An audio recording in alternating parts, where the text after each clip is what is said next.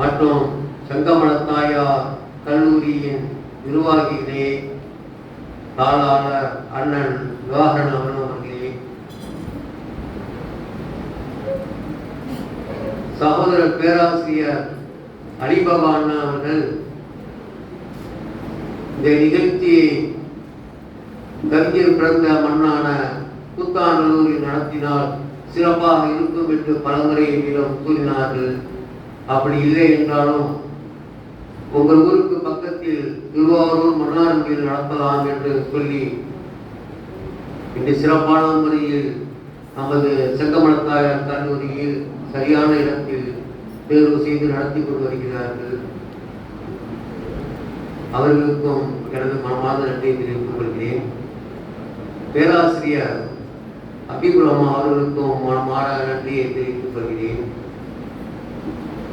மேலும் பேசுவதற்கு நிறைவேற்றிருக்கின்ற அனைவருக்கும் நன்றியை கூறி, நன்றி உரையை சிறப்பாக வழங்க உள்ள சகோதரி ஜெயந்தி அவர்களுக்கும் மனமார்ந்த நன்றியை தெரிவித்துக் கொள்கிறேன்.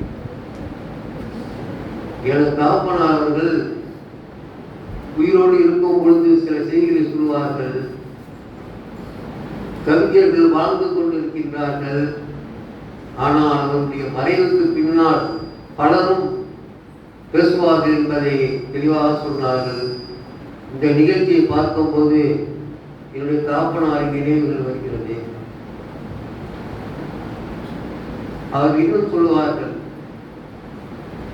பேருக்கும் புகழுக்கும் நாம் தேடி செல்ல வேண்டிய அவசியம் இல்லை, அது தானாகவே நம்மை தேடி வரும் என்று சொல்வார்கள். அந்த நிகழ்ச்சியும் நினைவுக்கு வருகிறது. பல தலைவர்களின் பாராட்டுகளையும் அன்புகளையும் பெற்றவர்கள். மதுரையில் நடைபெற்ற 5ஆம் உலக கவி மாநாட்டில்